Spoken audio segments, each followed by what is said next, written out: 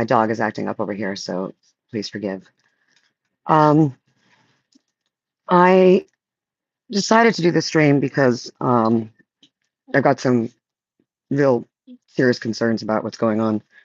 Um, I've been talking about the arts now for since I was in New York, and saying that that artists had not done our job. Um, and I asked a question. I asked, what happens when um, there's a move towards a kind of um,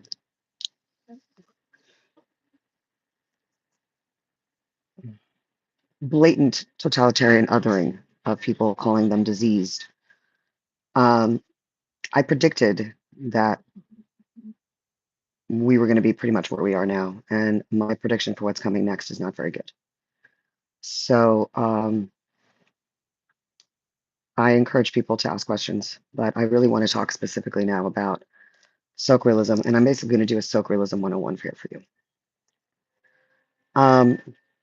Before we get started on that, though, I'd like to also share something from the playwright Eugene Ionescu. It's from his journals, and he says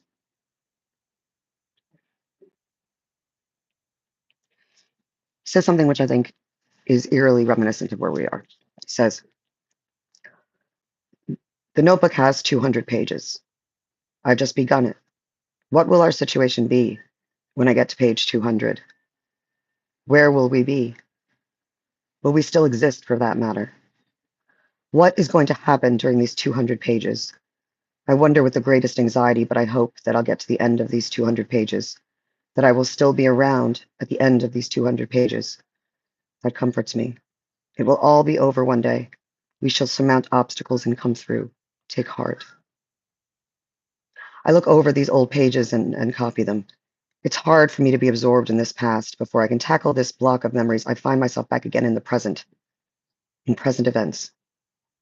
The Russians are rearming the Egyptians. This is being written in June 1967. After their extraordinary defeat, 80 million Arabs are encircling the Jews. We are told. The Arabs, too, will learn to make war one of these days. If the Israelis are beaten, they will be killed. As Francois says, everyone can pity them from the bottom of their hearts. The left, he tells me, is willfully taking the wrong tack. It cannot admit that the Israelis were quarry, were victims. Thus, there has been a reversal of sympathies. People are beginning to believe the Egyptians and the Algerians were in the right. People are fond of them. People like them because they were defeated, of course, but also because they were killers.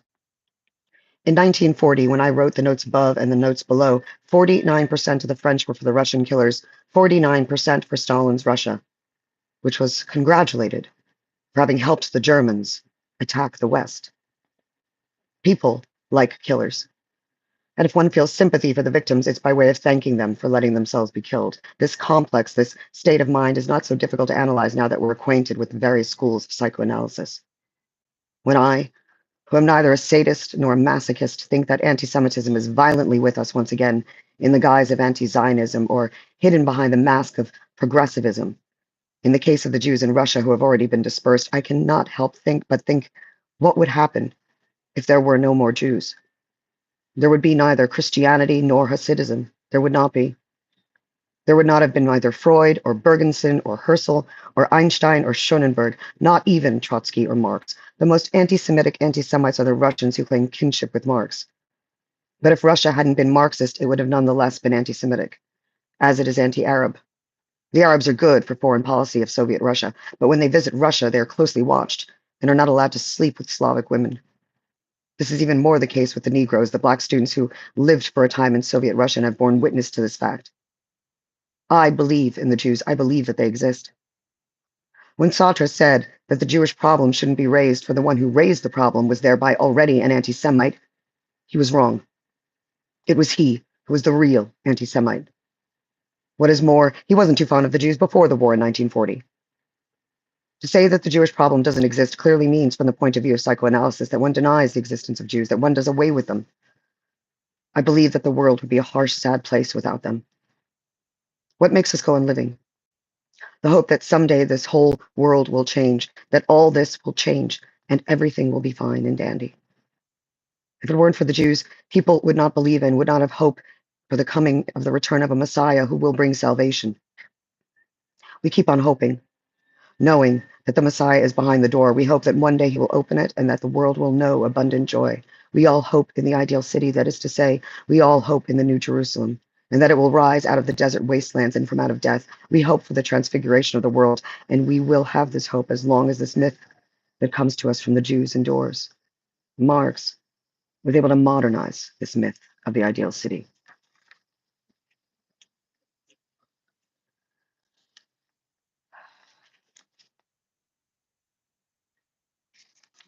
Now, the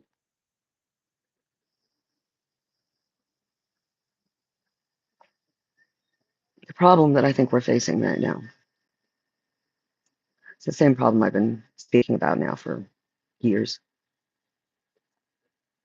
Here, Eugene Ionesco mentions this. He says, politics are no longer the organization of the city. They're the disorganization of the city. They're the desire to turn things upside down and to destroy. They are a disorder for the sake of disorder, revolution for the sake of revolution. They are a hidden wish to blot out the accomplishments of the spirit, unstable revolutions, tyrannies, and systems of censorship. Cultural revolutions are the destruction of culture. Cultural revolutions burn books, destroy monuments. We see this in our day too, in 1967, when interdictions are rife, as is the time of Savonarola. Modern revolutions with their false religions are like the Christian revolutions that destroyed cultures. They are like the Muslim faith that destroyed Byzantium and the monuments of Athens. All revolutions destroy libraries of Alexandria.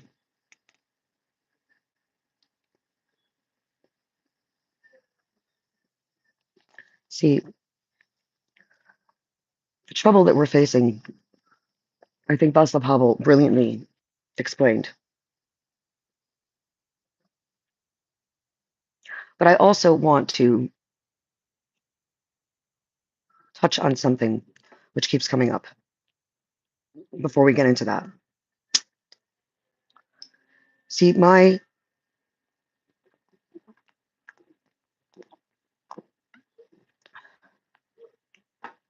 mother's Hungarian. She was born in Hungary in 1941.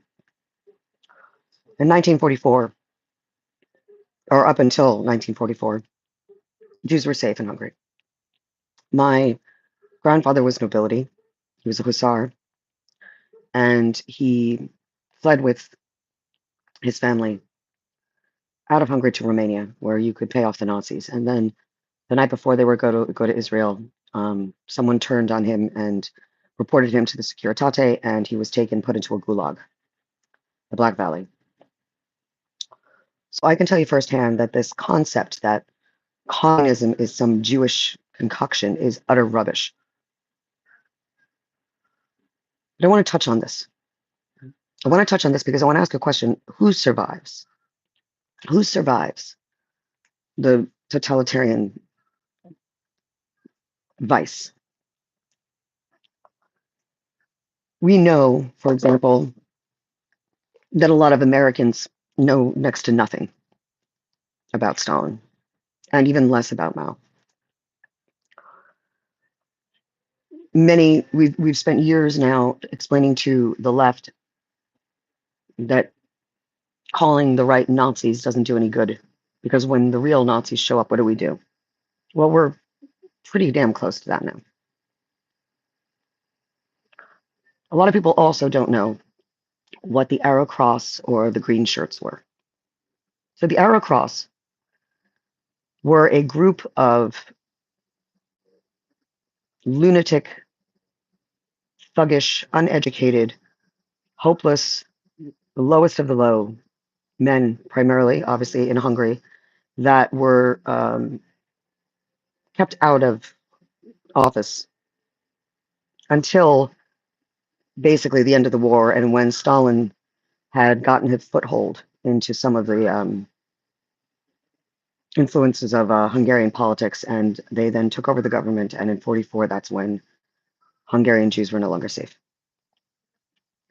I recall when my mother, when I had been kind of confronted with Antifa in New York, and I was shaken, and I said, "Mom, Nazi," and she said, "No, green shirts." Now, obviously, one could argue, Antifa's on the left, and see this paradigm of left and right. We were warned of this at the beginning of our founding, but nobody bothers to read Washington's farewell address. And then in 2016, Barack Obama gave a farewell address of his own that bastardized Washington's farewell address, basically dividing us into these camps, um,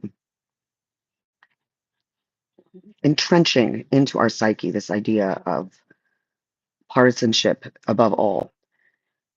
So I want to start something here. It's from this book, Art Under Stalin.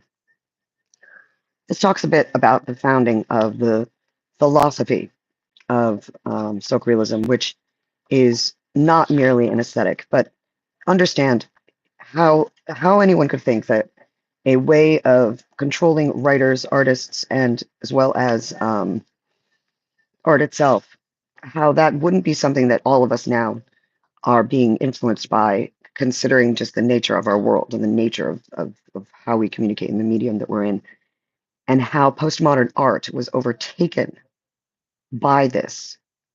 And suddenly, postmodern art and theory became interchangeable. And we are now living in the age of Socrealism, and we are also living in the age of utter destruction of memory of what art actually is and what the actual history of art is, and also an appreciation of it. And so everything is political. So let me tell you a little bit about what Socrealism intended. The term socialist realist, which is Socrealism, but it's not only, I would dare say, because using these terms often gets muddied, but yes, another way of calling Socrealism is socialist realism. The term socialist realist probably first occurred in print in an article in the Literary Gazette in May 1932. It stated, "The masses demand of an artist honesty, truthfulness, and a revolutionary socialist realism in the representation of the proletarian revolution." During the 1930s, Stalin himself was revealed, if not as the originator, then as the prime mover in the adoption of this term. He was said to have settled on it at a party in Gorky's apartment in October 1932. I'm going to jump ahead here. Now, also, notice this. Mao talks on the Yenin Forum on literature of art and art, his pamphlet. He gave this speech in 1942 and reinforced everything that I'm sharing here. So this has been going on for a very long time.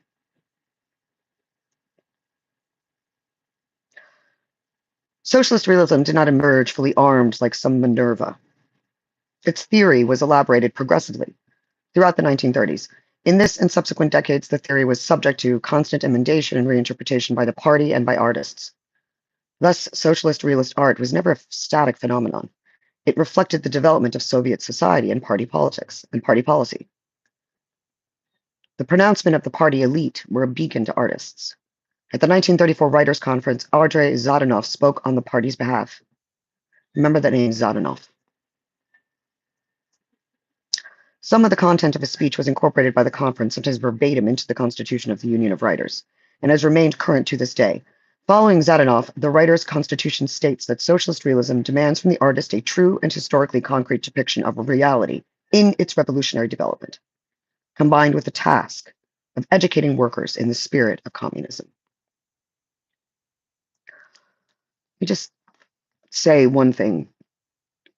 One of the reasons I'm very deeply concerned right now is that what I think is a major error in defining a right-left paradigm when it comes to woke, which is actually simply a utilization of the tools and theory of socialist realism or Socrealism. The reason this is such a problem is that now we've actually kind of lost the term woke as describing a phenomenon, because now we keep putting it into a party thing, and it's becoming sort of a fueling a defensive or a demonstrative witch hunt, which is also, I predicted, would happen because it's been predicted before right here. I'll show you and remind those of you. See, what it says here is that X1, that the formulation of political deviance suggests that the origins of deviance need not be considered solely as a response to some type of crisis. Political deviance has its origins in the very organization of collectivities as corporate actors. Similarly, deviance no longer be viewed as functioning solely to repair problematical social boundaries. Deviance also serves to reaffirm that which is stable and enduring in social life. Finally, this theory allows for the comparativist analysis of political witch hunts, and as such provides an advancement over this previous piecemeal treatment they've been given before.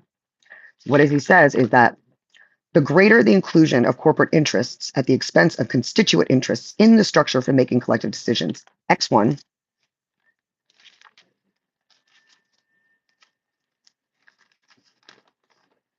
the greater overall weight of witch hunting, Y1. The greater the inclusion of corporate interests at the expense of constituent interests in the structure for making collective decisions, X1, the greater the dispersion of witch hunting, Y2. Now, why does this matter? When I say Israel is the new ivermectin and Jews are the new anti-vaxxer, yes, I'm taking some personal, freedom here, but let me tell you, as somebody who's experienced both, and with my family history, I think that we are on the brink of something very dangerous. And by that, I don't just mean genocide. Genocide, of course, is a terrible thing, but menticide is even more egregious in many ways, more common. We've been going through it. And since democide is far more common than genocide, and we seem to have forgotten how much democide was taking place during the last 5 years, that right now we are succumbing to a Socrealist principle and narrative in post-totalitarian systems as defined by Václav Havel, and that we all are a part of it, all of us. And it's going to take something unusual to stop it, and that's just essentially truth. And I know that sounds strange to say the truth is unusual. Well, the power of truth under a post-totalitarian system is unusual. Now, Václav Havel was a playwright. So when he wrote Power of the Powerless, he was undoubtedly very familiar with Socrealism. He didn't use the term because, as Bukowski said, an artist explains something complexly, simply, while an academic or a statesmanist explains something that's simple in a complex way. So I'm going to try now to give you guys the rudimentary understanding of what Socrealism is, and I am encouraging everybody to try to think about this in such a way that if we want to stop what's happening, particularly what's happening to our young people, and there is a psychosis happening, and while I do very much agree with Jordan Peterson, Josh Slocum, James Lindsay in their diagnosis of this as being, cluster B, I disagree with one thing. I said the same thing to James O'Keefe once. When you reveal the darkness and you don't give something to do about it, it's irresponsible, in my opinion. I have to make sure this is I want to make sure well, it should be fine. Pardon. Sorry if you saw my armpit. Okay, so here we are. Now understand, this philosophy was adopted by Hitler, Mao, Stalin, etc. So there is no right-left paradigm in this. It is just artifice and lies, the great narrative, the new normal. It's a method of entrenching and manufacturing deviance also in order to sustain power in a select few. For those of you who are familiar with my Facebook, I asked back in May of 2020, what future do you want?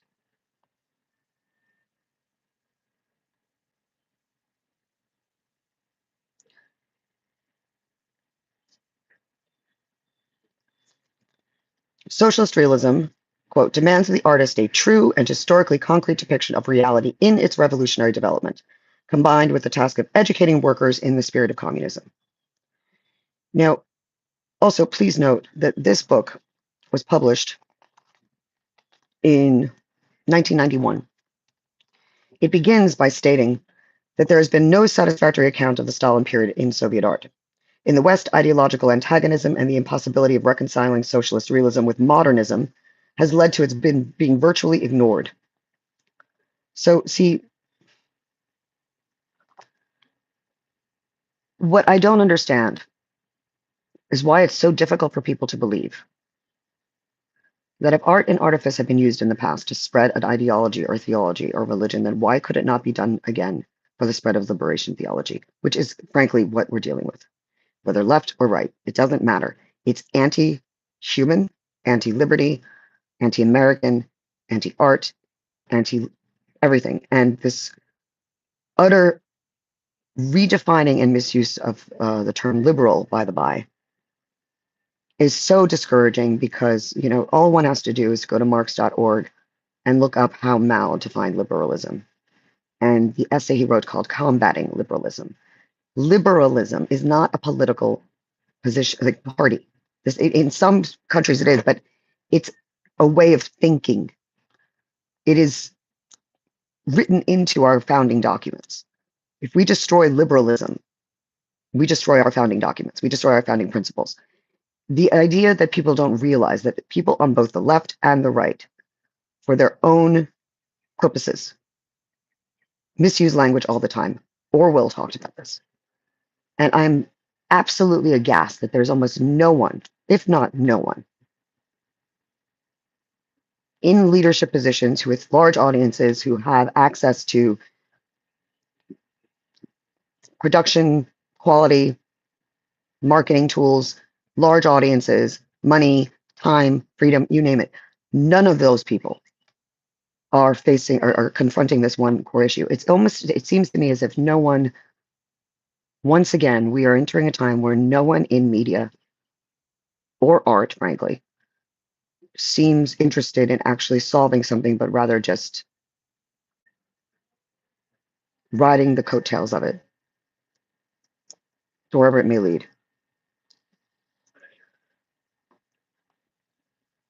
Gene Ionescu, funny thing, touched on that too. He said from his journal, Bucharest before 1940 and around 1940. At the Augustinian Institute, there was a lecture by Tudor on the notion of man. It was only very, very timidly, very prudently that he dared to suggest that Nietzsche, in his large part, was responsible for the fact that modern man, losing his humanity, had not risen higher, but rather descended lower.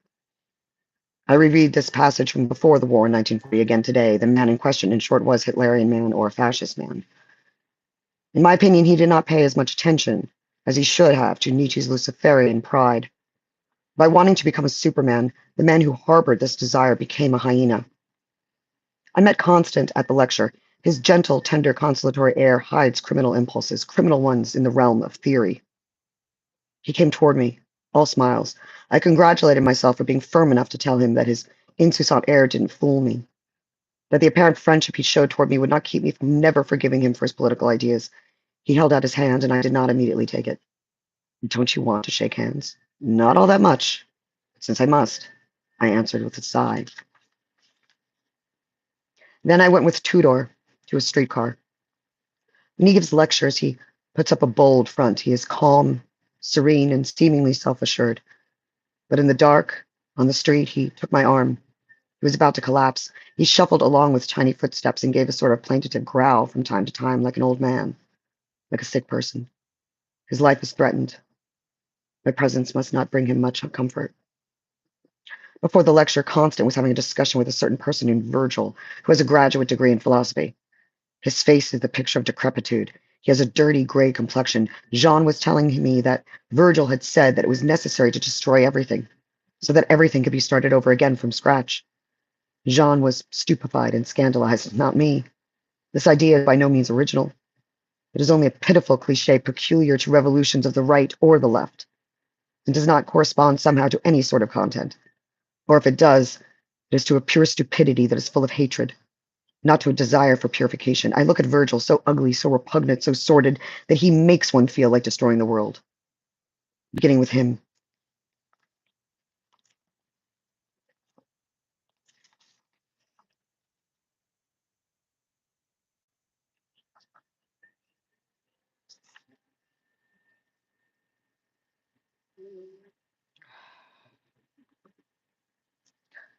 Throughout this journal, he's lamenting the way people had seemed to succumb to what he later called rhinoceritis. And it inspired his famous play, Rhinoceros, a play which I still regret and wish that I had been able to produce and put on, but unfortunately it didn't come to be. One, though, that I know is going to be, thank goodness, and I hope well done, playing nationally, or rather, nationally, and has a great deal of support from the Kennedy Center. But art has had the most powerful impact to stop totalitarian creep because a lot of it is rooted in the arts. And this is something that people don't want to talk about because, like any field, there are good actors and bad actors. And I don't mean that, no pun intended for the word actor there. Back to the theory. The theory of socialist realism, elaborated during the 1930s, sought intellectual roots. The search led to the publication of a number of books in the second half of the decade: Marx and Engels on art, 1937, Lenin on culture and art, 1938, Gorky on art, 1940.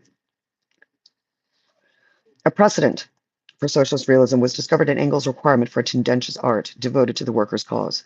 Forebears were discovered in the optimistic fiction of Maxim Gorky. His novel Mother, 1906, was deemed a particular exemplum. Gorky himself had quite a lot to say about socialist realism. He stated that the hero of socialist realism would be toil, and that the toiler would be unthinkable outside the collective. Individualism he called bankrupt, decrepit, and mercilessly zoological. Like Zadanoff, he required artists to take a look at the present day from the point of view of an assured, glorious future, from the height of the great goals of the future. Most famously, he asserted that the artist should be both midwife and gravedigger, that he should bury everything harmful to people, harmful even when they like it. In other words, the artist was called upon to not only create a new art, but to exterminate the pernicious elements of the old. Above all, the party aestheticians turned to Lenin's published thoughts and writings, and there they found the perfect embryo to the new art of the Stalin era. The qualities Lenin desired in art: its nardanost, or orientation toward the people; its idenost, or ideological content; its klassavost, or class content, were isolated as the essential characteristics of socialist realism. But most important of all was the quality of partenost, party consciousness, which Lenin had called for in his article on party organization and party literature in 1905. Partenost was strongly implied in the 1934 Writers' Conference definition quoted earlier, i.e., the task of educating workers in the spirit of communism. Once the principle of Partenost was accepted, the other principles followed as night the day. For was not the party the representative of the people's interests, the purveyor of ideology, the leader of the class struggle? Thus the concepts of Nardanost, Idenost, and Klassavost were subsumed in the idea of Partenost, and they meant, at any particular time, only what the party wanted them to mean.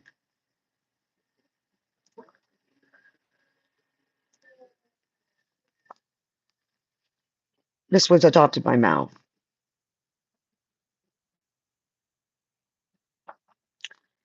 Mao was a poet. He was married to a dancer.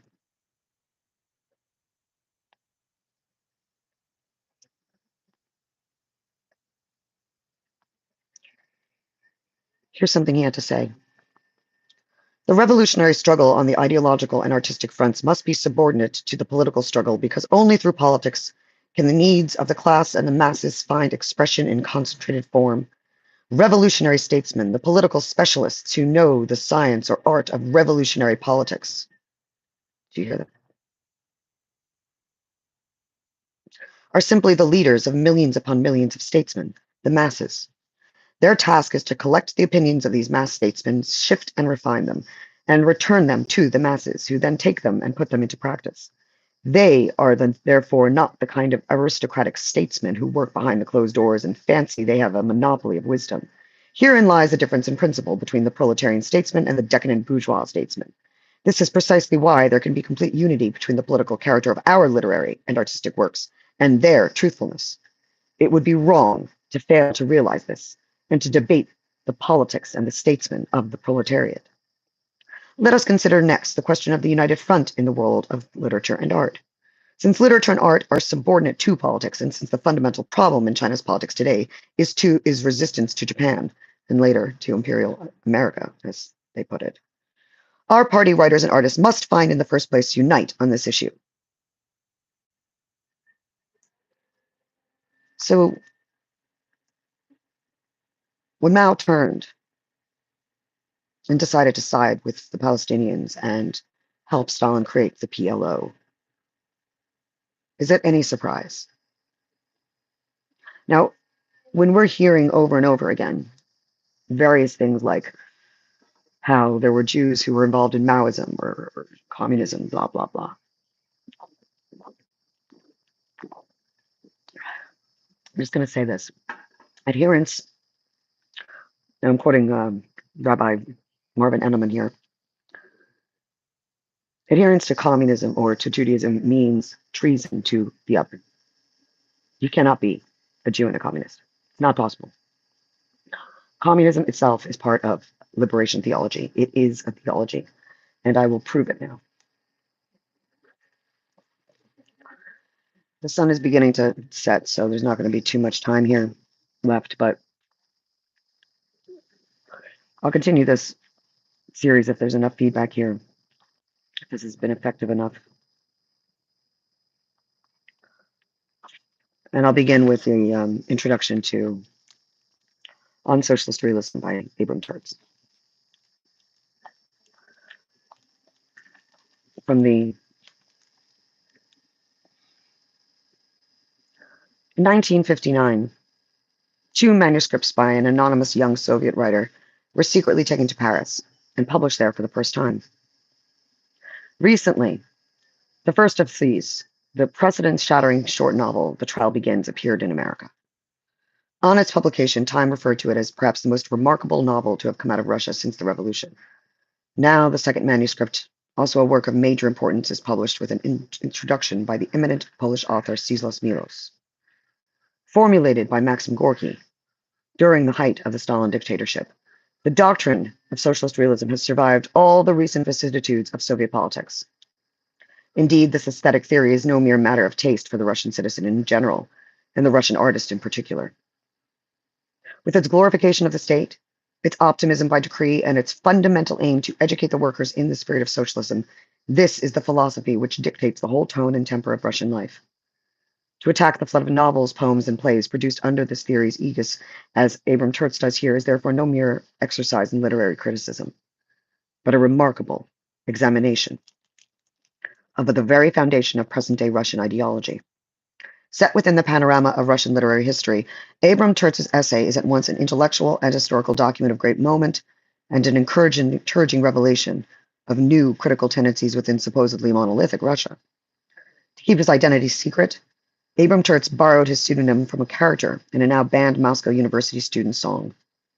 His work indicates that he is a young man, and it is conceivable that he was one of the young Russian writers whose work appeared briefly in 1956 during the first year of the Thaw.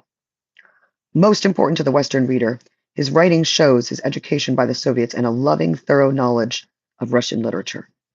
It is obvious his concern for the future of his country's literature that induced him to arrange for this dangerous transport from Russia of this important word message to the outside world.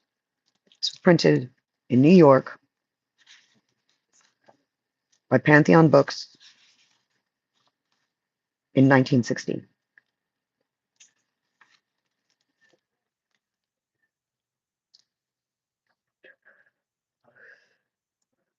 The essay, which follows, was written in the Soviet Union and sent by its author through friends to Paris, asking that it be published. It came out first in 1959 in a French translation in the Paris Monthly Esprit. We need not have any doubt to its authenticity. We do not know the writer's name, nor would there be any point in trying to discover it. All the evidence goes to show, however, that he belongs to the younger generation of Russian writers, educated entirely under the post-revolutionary system. The fact that he has decided to have his work published abroad shows his belief in the importance of what he has to say. Let us consider this step. Here, we have a man with ample talent for attaining popularity in his own country, but who secretly writes something intended at best for reading by a small group of intimates. He then goes through a great deal of trouble to place his manuscript in reliable keeping, and in this way it was brought across the frontiers. He knows full well the risk he runs should the authorities identify him as the author, while at the same time the preservation of his anonymity means that he can acquire neither fame nor money, even if his work is translated into many languages. At the same time, he must also face the thorny problem of his loyalty as a citizen, for he lives in a state which forbids writers to publish without permission, and which regards violation of this rule as tantamount to violation of a citizen's duties, i.e., treason. This man is chosen to do what is condemned by the existing institutions and by the community formed by these institutions, for he sees no other way to voice his beliefs. But American readers would be mistaken if they attributed their own values and perspectives to this anonymous Russian writer. For those who are just joining.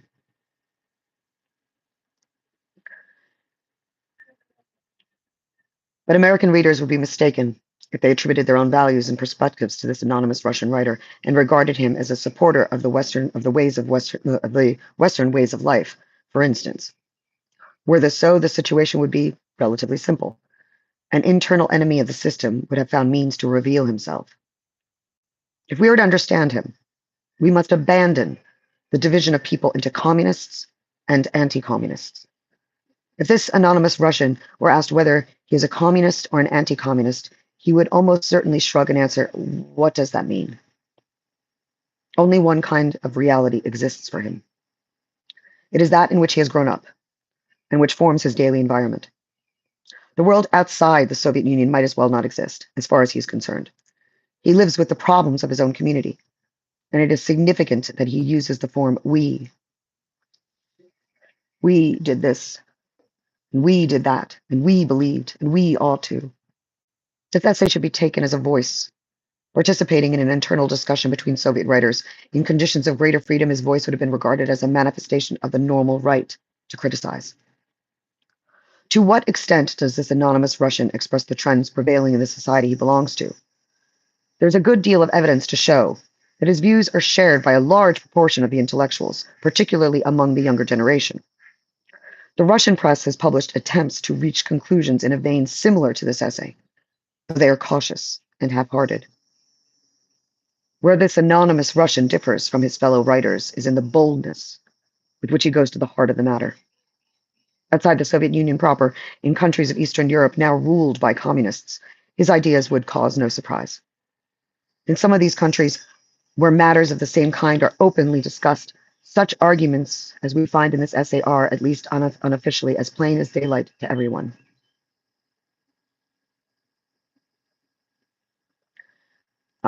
Matt, I think that in this case, let's hope that what he's doing here is understood, at least by a few. And I encourage everyone who's watching this to also read Nietzsche's work, Daybreak. It might strike you as very strange, especially considering everything we've ever been told about Nietzsche. I'm going to go on. Some Americans may believe that socialist realism, or Socrealism as it is called, is nothing more than a style applied in the literature and art of the Soviet Union, and in those areas to which its influence extends, a style which bears witness to the 19th century taste of bureaucrats for wedding cake architecture, for flat colors in paintings, and for plush luxury. That anyone who opposes this system of aesthetics is committing a political offense might appear fantastic. But unfortunately, Socrealism is not merely a question of taste. It is a philosophy too, and the cornerstone of official doctrine worked out in Stalin's days.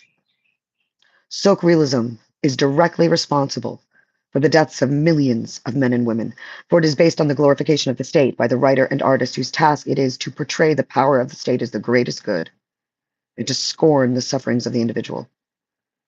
It is thus an effective anesthetic.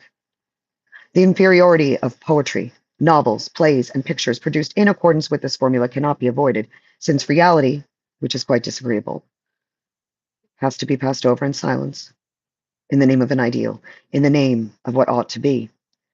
However, such an inferiority does not prevent and indeed facilitates the extension of the influence of this kind of mass culture. The battle against Socrealism is, therefore, a battle in defense of truth, and consequently, in defense of man himself. Literature in Western Europe and America has never had the social character it possesses in Eastern Europe, except perhaps during the Reformation, when the writer spoke on behalf of a specific religious community.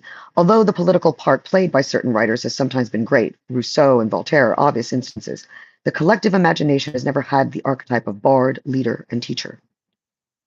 Historians of literature can refer only to the isolated example of Ireland in this respect. The violence of national and social conflicts in the eastern territories of Europe had made very specific demands on writers. The origins of the Hungarian Revolt in 1956 may well have been at the Petifi Club, so named after the 19th century poet. And if so, this has symbolic meaning, and is simply the repetition of an older pattern. The history of Polish-Russian relations can largely be reduced to the collision of two different concepts of freedom, concepts maintained by writers and closely bound up with their pedagogic functions, different though these functions were in the two countries. After the 1917 revolution in Russia, writers were given honorary title engineers of souls. This was not particularly novel. It would never have occurred to the President of the United States to consider poems and plays and to wonder whether their authors should be rewarded or exiled to northern Alaska.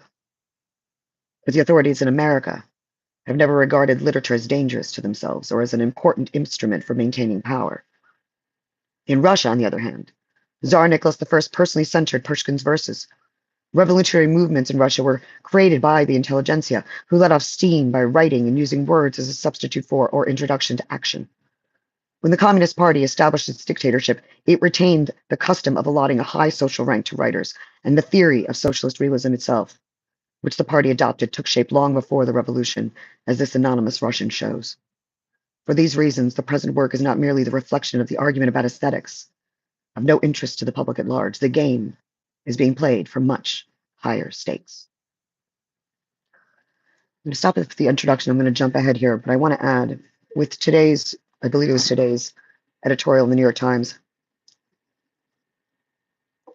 regarding Israel and Trump, but also knowing full well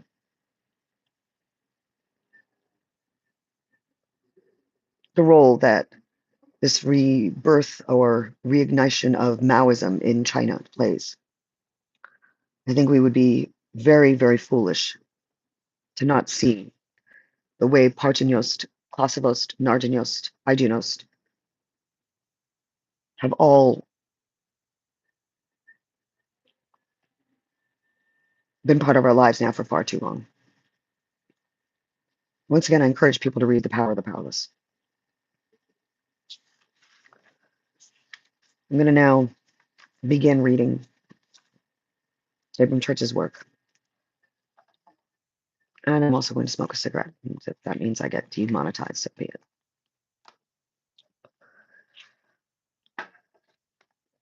What is socialist realism?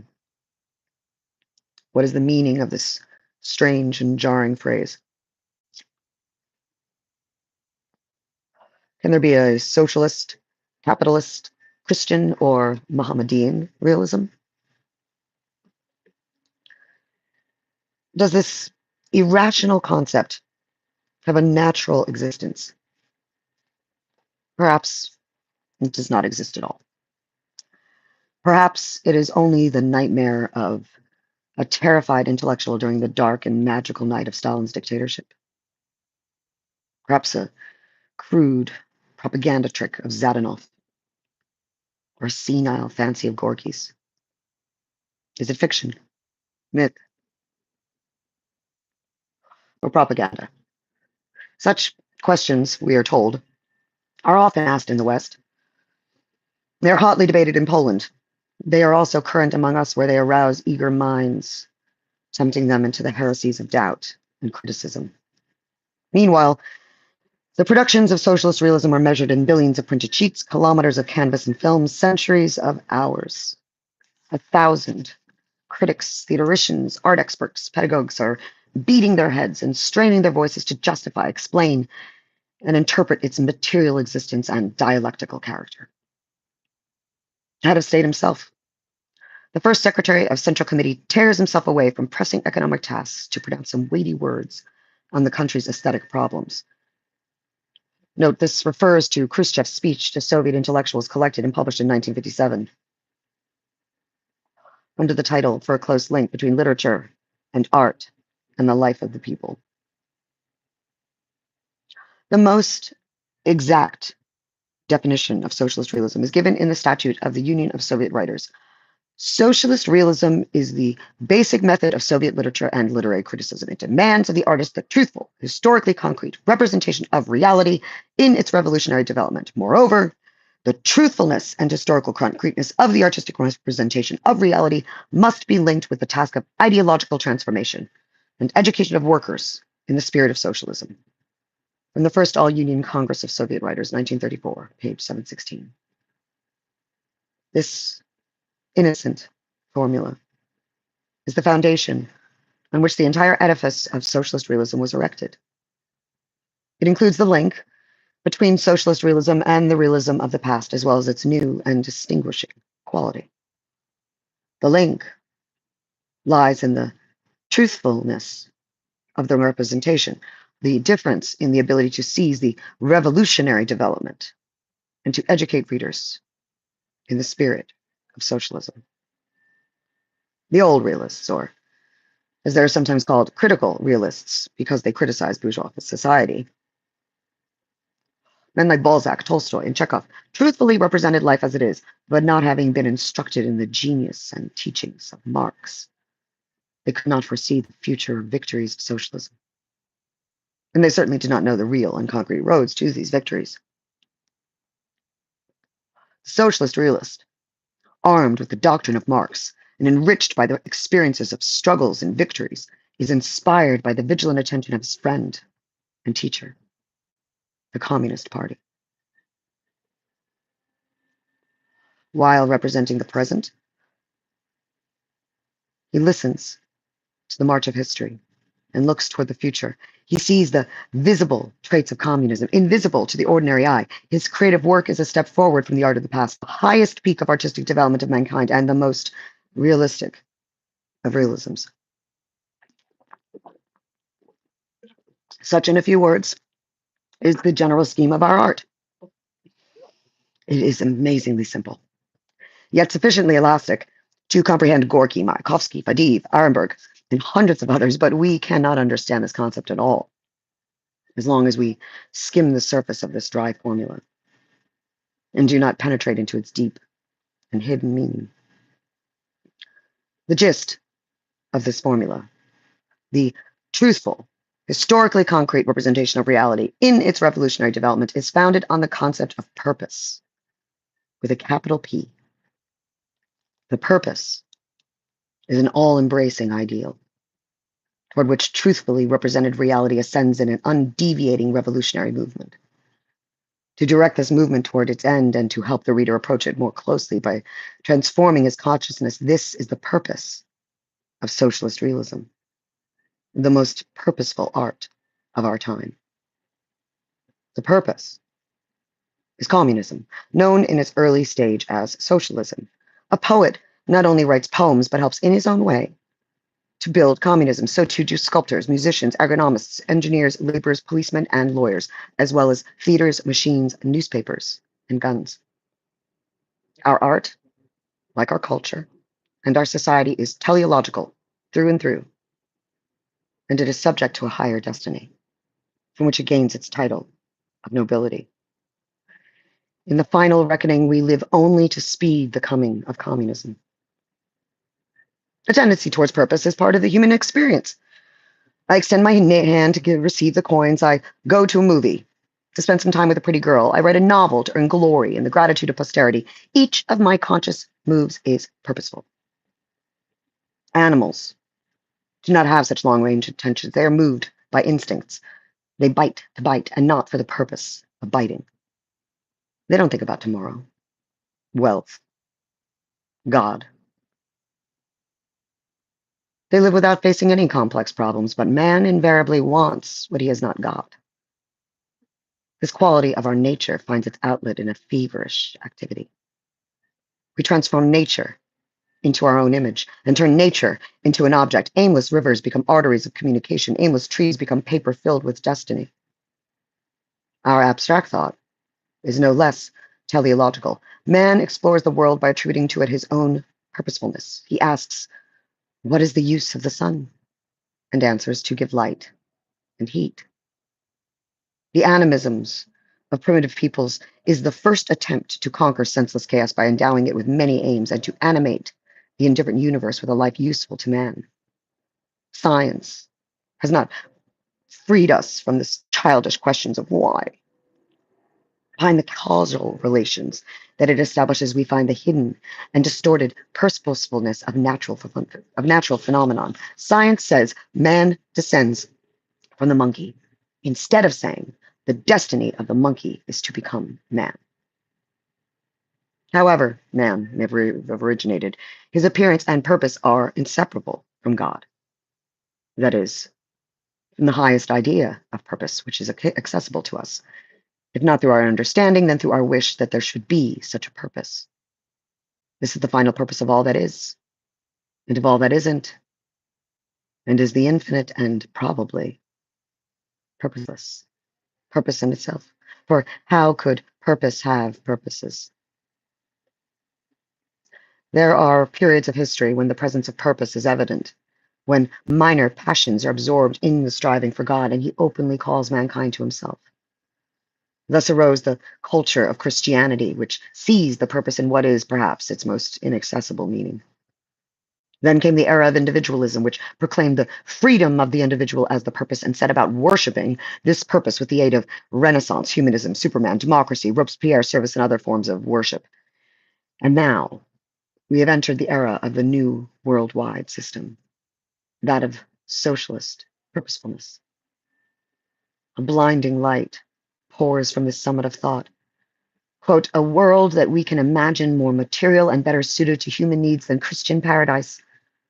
Thus was communism defined by Leonid Leonov. Words fail us when we try to talk about it. We choke with enthusiasm, and we use mostly negative comparisons to describe the splendor that is waiting for us. Then, under communism, there will be no rich and no poor, no money, wars, jails, frontiers, diseases, and maybe no death.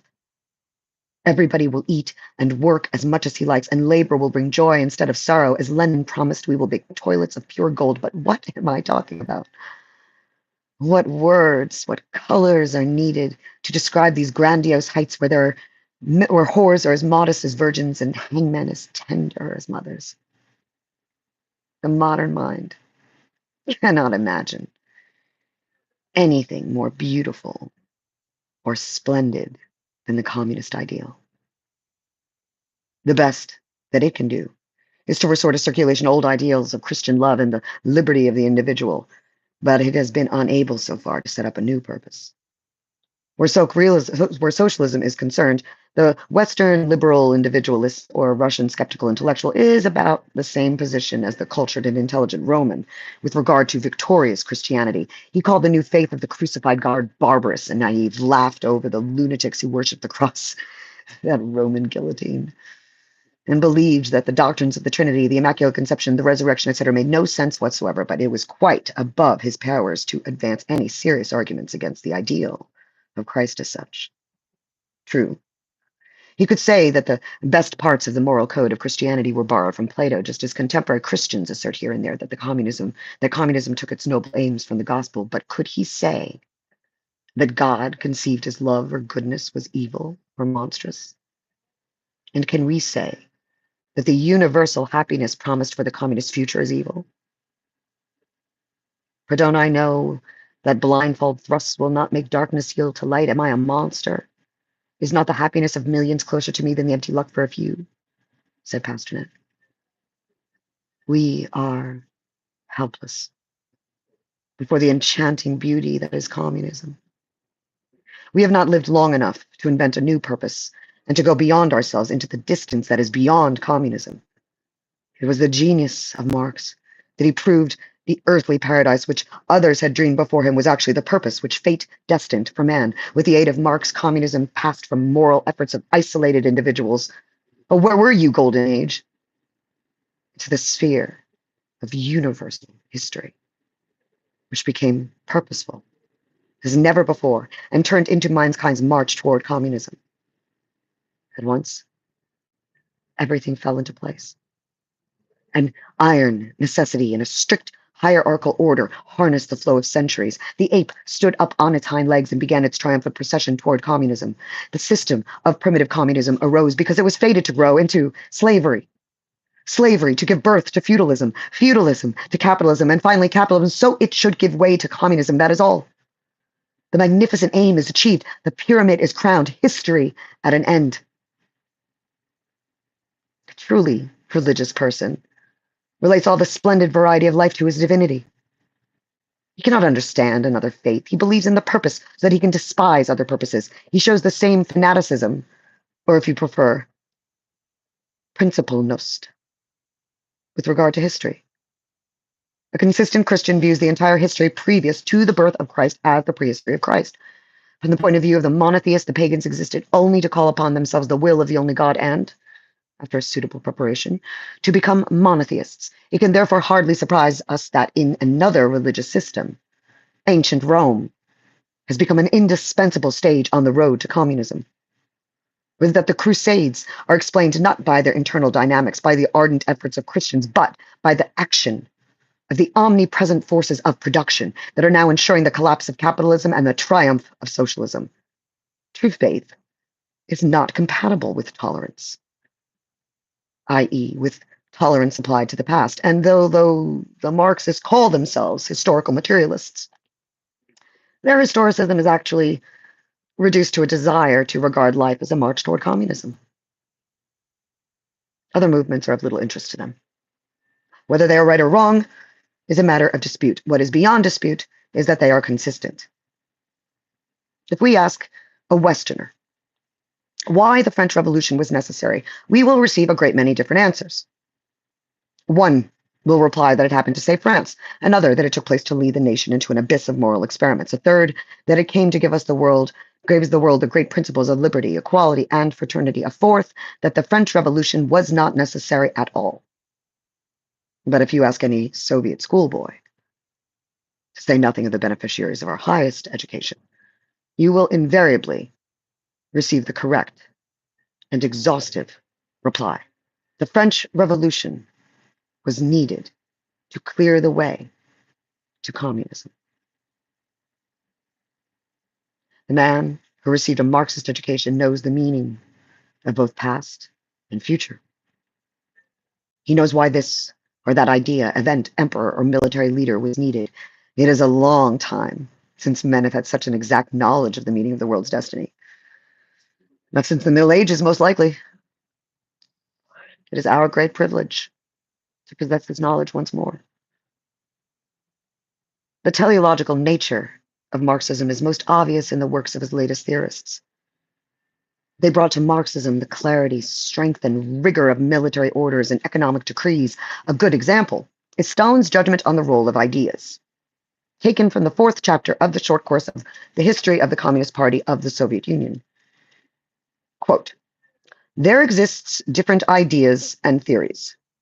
There are old ideas and theories which have outlived their time and serve the interests of outdated forces of society. Their significance lies in their hampering of the growth of society and its forward march. There are also new, advanced ideas and theories which serve the interests of the advanced forces of society. Their significance lies in facilitating the growth of society and its forward march." As long as its famous author lived. The short course was the bedside book of every Soviet citizen. The entire literate population was constantly urged to study it, and in particular its 4th chapter, containing the quintessence of the Marxist creed and written by Stalin himself. A quotation from Ilikoff's novel, The Great Highway, illustrates the universal validity that was attached to the short course. Quote, "Father Degradeff brought in a small volume and said, 'Everything is here. Everything is said here in the 4th chapter.' Vinkenti Ivanovich took the book and thought, 'There is no book on earth that contains everything that a man needs.' But Ivanovich, a typical skeptical intellectual, soon realized that he was wrong and accepted Degradev's view, and that was the view of all advanced people. This book contains everything that a man needs. End quote. Every word of this quotation is pervaded by the spirit of purposefulness.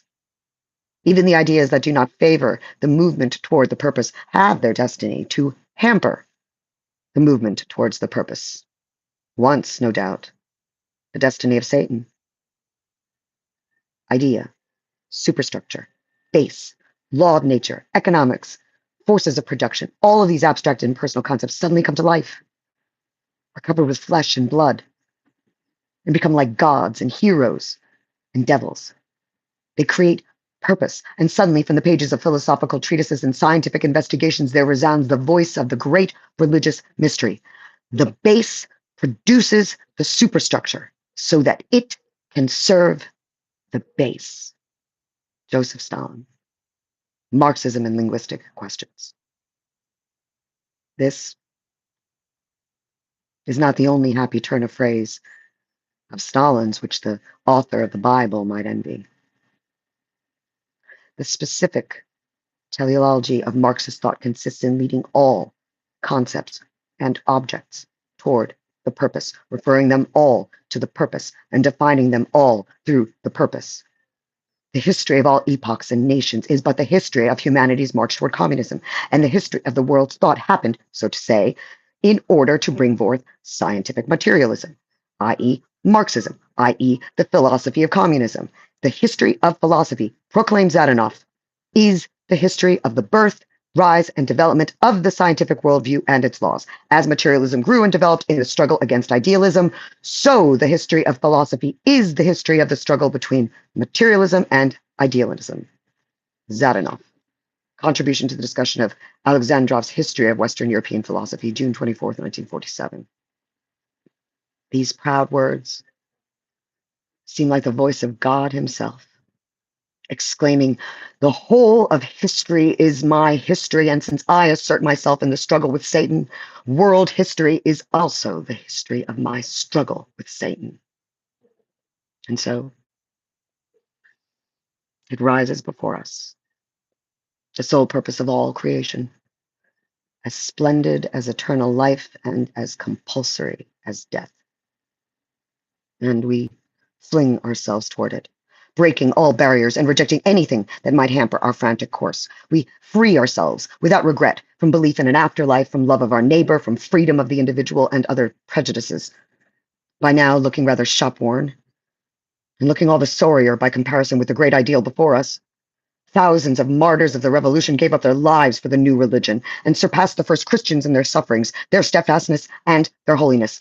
Polish commanders branded our backs with five-pointed stars. Mamatov's bands buried us alive to our necks. The Japanese buried us in fireboxes of locomotives and poured lead and tin into our mouths, and they all roared abjure.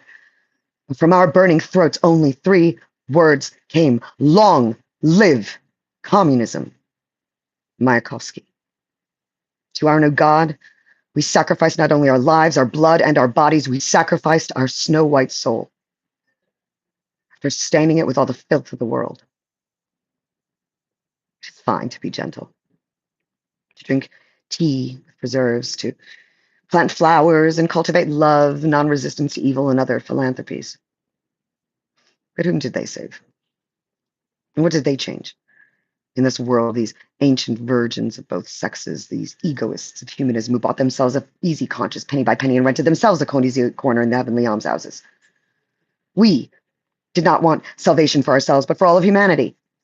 Instead of sentimental sighs, individual perfection, and amateur dramatics for the benefit of the hungry, we set about to correct the universe according to the best of models, the shining model of purpose, which we approached ever more closely. So that prisons should vanish forever, we built new prisons. So that all frontiers should fall, we surrounded ourselves with a Chinese wall. So that work should become a rest and a pleasure, we introduced forced labor. So that not one more drop of blood be shed anymore, we killed and killed and killed. In the name of the purpose, we turned to the means our enemies used. We glorified Imperial Russia. We wrote lies in Pravda. We set a new czar on the now empty throne. We introduced officers' epaulettes and torture. Sometimes we felt that only one sacrifice was needed for the triumph of communism, the renunciation of communism. Oh Lord, pardon us our sins. Finally, was created, our world, in the image and likeness of God. It is not yet communism, but it is already quite close to communism. And so we rise, stagger with weariness, and circle the earth with bloodshot eyes, and do not find what we hoped to find. Why do you laugh, scum? Why do you claw with your well cared for nails and spots of blood and dirt that have stuck to our jackets and uniforms? You say that this is not communism? That we took the wrong turning and that we are further from communism now than when we started? Well, then where is your kingdom of God? Show it. Where is the free personality of the Superman you promised? Achievements are never identical with the original aim. The means used to reach the aim change its original appearance into something unrecognizable. The stakes of the Inquisition helped to establish the gospel, but what's left of the gospel after the stakes have done their work? Yet all of them, the stakes of the Inquisition, the gospel, the massacre of St. Bartholomew, and St. Bartholomew himself add up to one great Christian culture. Yes, we live in communism. It resembles our aspirations about as much as the Middle Ages resembled Christ. Modern Western man resembles the free Superman, and man resembles God, but they're the same. There's some resemblance. Isn't there? Yes. We live in communism. This resemblance lies in the subordination of all our actions, thoughts, and longings to that sole purpose, which may have long ago become a meaningless word, still has a hypnotic effect on us and pushes us onward and onward, and we don't know where. And obviously, art and literature could not but get caught in the meshes of that system and become, as Lenin predicted, a small wheel and a small screw of the gigantic state machine. Our magazines, both scientific and artistic, cannot be apolitical. The strength of Soviet literature, the most advanced in the world, is that the literature for which there can be no other interest than those of the people and the state. Decree from the Central Committee by the CPSU, August 14th, 1946. It must be remembered when reading this decree by the Central Committee that the interests of the people and of the state, which incidentally are exactly the same from the point of view of the state, have but a single aim: the all-pervading and all-absorbing communism. Literature and art are part of the whole people's struggle for communism. The highest social destiny of art and literature is to mobilize the people to the struggle for new advances in the building of communism. Khrushchev, for a close link between literature and art and the life of the people. Communist Magazine, number 12, 1957. When Western writers deplore our lack of freedom of speech, their starting point is the belief in the freedom of the individual. Just the foundation of their culture. But it is organically alien to communism. A true Soviet writer, a true Marxist, will not accept these reproaches and will not even know what they're about. What freedom, if the comparison be permitted, does the religious person require from God? It's a freedom to praise God ever more ardently. Contemporary Christians who have broken their spiritual fast and accepted the spirit of individualism with its free elections, free enterprise, and free press occasionally abuse the phrase freedom of choice that Christ is supposed to have bequeathed us. Sounds like a dubious borrowing from the parliamentary system to which they are accustomed, for it bears no resemblance to the kingdom of God, if only because no president or prime minister is ever elected in paradise. Even the most liberal God offers only one freedom of choice: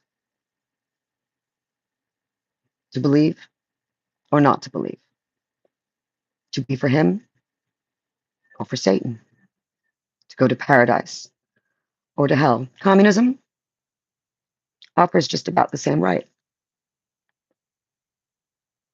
You don't want to believe. You can go to jail, which is by no means worse than hell. And for the man who believes, for the Soviet writer to whom communism is the purpose of his own and humanity's existence, and otherwise there can be no place for him, either in our literature or in our society. There can be no such dilemma. For the man who believes in communism, as Khrushchev correctly noted in one of his latest cultural pronouncements, for the quote, for the artist who truly wants to serve his people, the question does not arise of whether he is free or not in his creative work. For him,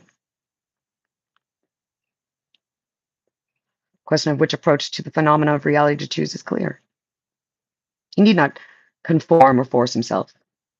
The true representation of life from the point of view of communist Parthenost is a necessity of his soul. He holds firmly to these positions and affirms and defends them in his work. End quote. It is with the same joyous facility that this artist accepts the directives of the party and the government from the Central Committee and its first secretary, for who, if not the party and its leader, knows best what kind of art we need? It is, after all, the party that leads us to the purpose in accordance with all the rules of Marxism-Leninism, the party that lives and works in constant contact with God. And so we have in it, and in its leader, the wisest and most experienced guide who is competent in all questions of industry, linguistics, music, philosophy, painting, biology, etc. He is our commander, our ruler, our high priest. To doubt his word is as sinful as to doubt the will of God. These are the aesthetic and psychological concepts, the knowledge of which is indispensable to anyone who would penetrate the secret of socialist realism. That's the end of chapter 1. I think I got a question here. Let's try to see it. If you are still with me and could actually post it again, I'd appreciate it, because unfortunately I'm actually on my phone and it's a little difficult to view. So I'll wait a moment for any questions. Let's see, I think it's,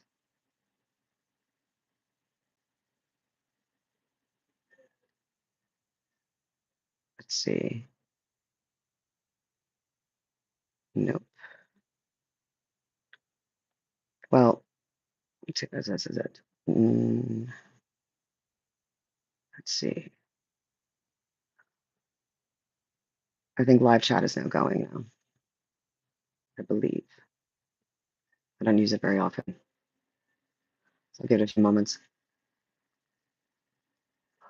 It's not too many of you, but I think somebody asked a question earlier.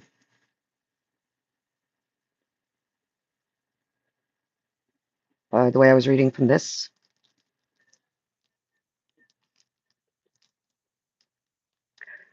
if you notice, there's some incredible similarities in the arguments that are being used by people such as Sargon of Akkad and Senovich and others, many others, Smith, Dave Smith, Ian Carroll. I think it is an error to apply the word with the W to them. I think what we should be realizing, they're all Socrealists, and that they only differ in terms of Parthenost, party spirit. Party spirit also, by the way, in Chinese is translated as Dong Jing. Looks like dancing, but with a G and an X. I'm going to close this off for now. See, sorry, no question for me, but the view of social media and TV art and create a different. I think that right now where we are is actually the amount, put it this way, the ability for people to communicate with one another, I think, is both a profound asset, but without having any recognition that the core principles that were being touted as being those of postmodernism, especially since so much of the arts is what's actually impacting our lives every day, even if we don't, well, we can call it artifice, really. Let me put it like this to you. My theory is that Postmodern art was subsumed by postmodern theory. Postmodern theory is, in fact, Socrealism. Postmodern art, however, has certain qualities. It's self-referential, the fourth wall drops, it's populist, and it maintains, even if it's flexible within the use of form. Of course, Marx would be on X. I think that many versions of him are on X all the time. Question is whether or not Marx would be on X. Um, for the same reasons why Mao talks about creating art for the masses. X is perfect for being oriented toward the masses, and the way the algorithm operates is even better for that. The fact that we saw a huge pivot, from what we were doing with Team Reality, and then suddenly October 7th comes and this manufacturing of deviance and then sudden dividing of everybody, and it serves a purpose. But more importantly, I think Mao would be on X. That's what's more concerning to me. Um, but I think that there's a cure to Socrealism, and the cure, I believe, is to recognize that we've already entered into another artistic period. See, postmodern art, you can see elements of it all the way back to Shakespeare. Self-referential, fourth wall drops, populist, flexible within using the form, but still using, with respect to form. Um, I think that we entered something I like to call romantic surrealism.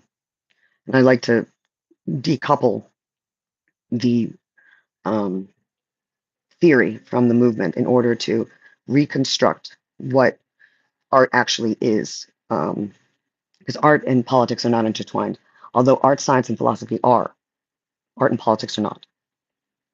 And I like to use the phrase romantic surrealism, and for the theory underneath it, suprahumanism, meaning that, for example, there's no such thing as transhuman or to transform a human consciousness. No, everything is experienced authentically through human consciousness, and we've already starting to see some elements of what I think make up this theory: authenticity, individualism, radical autonomy, collaboration versus cooperation, rejection of the dialectic, embrace of non-duality in all things, including non-duality. It may be subtle and still, just like a heartbeat, but I think one of the best examples of romantic surrealism would actually be memes. Memes are a new phenomenon, and one of the core principles, what makes a meme work or not work, is whether it is true or not. That simple, which I think is quite profound, really. And sense of absurdity and humor. Um, and if we recall that in all revolutions, there's three prongs: there's cultural, economic, and religious. And that ultimately the goal of liberation theology, aka communism, socialism, fascism, all of the totalitarian creeps, they all need to mass conversion into itself, into liberation theology that worships purpose. Whether it's subsuming Christianity, as we could see kind of discussing it on Socialist Realism, or as it's done to other religions and also other people. Um, the meme is absolutely a very nuanced form of art, and I think that it should absolutely be recognized as such. And I think that we should not be calling anything metamodernism, because metamodernism is just a continuation of postmodern theory, which subsumed postmodern art. It's, I say romantic surrealism because there's something quite romantic in a meme that's done well, because it requires a true socios, meaning relating. And meme is rooted in the word Mnemosyne, who was the goddess of memory. And that's where we get mnemonic and memory. In the mythology of the ancient Greeks, Mnemosyne partnered with Zeus right after the war that the Olympians defeated the Titans. And from their coupling for 9 days and nights was birthed the muses. So we have no muses without memory. So we are very much facing a war on memory, I think. And I think that that's what we should be putting our focus into, not more of this diagnosis and deconstruction of things into left, right, labels, and it's not enough to just draw something out to the surface, knowing that it exists. We're far beyond that. If we look at history, everyone knew, for example, that the green shirts and the arrow cross existed. What actually matters is whether or not individuals recognize their role in being a pillar and enslaved both by a post-totalitarian system, which we are all in, and recognizing what has been done, having a brave but unique understanding of the power of truth in such a system. And if you'd like to see more of this kind of thing, I was thinking maybe next I would read From Power of the Powerless. Please comment and let me know. Of course, I appreciate it if you subscribe and you like. Why not? I mean, I don't make any money on social media, but anything could help. I could certainly use it right now. Um, and if you're interested also in potentially helping me develop a small niche online community where we discuss more things like this, I have a very good idea, I think, and I have experience with online community development, and I'd like to get that going, but I'd like to do that in partnership with some other people. Um, that's awesome. Thank you, Travelmate. Well, one of the things in what you're saying there, what I'd like to do in a online community, in fact, would be to develop a small, you know, members only community built probably on top of Mighty Networks so that we can offer different courses on these things, the arts, even religion, philosophy, history of art, and try to get away from all of this polemics. I'm also finding myself really disturbed by the crappy kind of masses that are now emerging over on X, particularly. And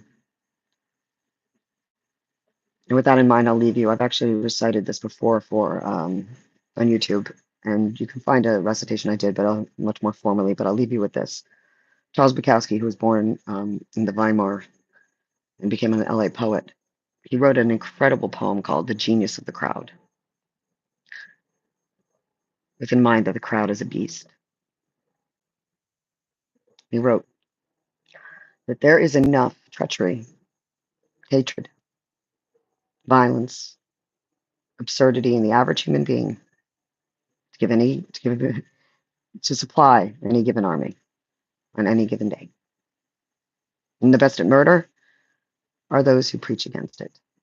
And the best at hate are those who preach love. And the best at war, finally, are those who preach peace. Those who preach God need God. Those who preach peace do not have peace. Those who preach love do not have love. Beware the preachers. Beware the knowers. Beware those who are always reading books. Beware those who detest poverty or are proud of it. Beware those who need constant crowds, for they are nothing alone. Beware the average man, the average woman. Beware their love. Their love is average, seeks average, but there is genius in their hatred. There is enough genius in their hatred to kill you, to kill anybody. Not wanting solitude, not understanding solitude. They will attempt to destroy anything that differs from their own. Unable to create art, they will not understand art. They will see their failure as creators only as a failure of the world, unable to love fully. They will see your love as incomplete. And then they will hate you. And their hatred will be perfect, like a shining diamond, like a knife, like a mountain, like a tiger, like hemlock, their finest art. It was Bob who just said it would be even better for this to be a conversation. I 100% agree. 100%. So much so that I would even be willing to launch a Zoom right here and now to switch this into conversation. I'd love that. 100% love that. And that's what I would love to do in that online community. Working title would be the Hidden Sphere, but I need to solidify some funds and also get some footing underneath me after storms and things like that. But if anybody wants to talk about ways to get that done, I'm absolutely all ears. Um, Obviously, my DMs are open on X. You can reach me there, but you can also contact me here or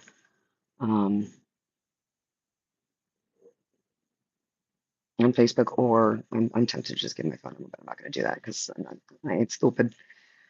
But if there's a desire to continue this conversation or even have a Zoom on it, let me know. In the meantime, Shabbat Shalom. Better go light those candles. I'm a little late for it. But it's been a pleasure to have you joining me, and I will see you again. And put in the comments if you'd like to have me continue reading this. But I'm thinking about reading Power of the Powerless. Have I ever heard of the Essentialists? I've not actually. Add them in there. Let me know, and I'll check them out. Or tell them to reach out to me. That's fine too. But I'd really love to have more conversations with all of you. I really don't like doing this in monologue form. I'd like it to be a discussion. I think it's essential that we do, in fact, because it doesn't take a huge group of us to push back against this madness. But history has shown that, well, the pathology of waiting is the alibi of monsters. So, and they certainly don't need more. With that, thanks again, and I'll see you around.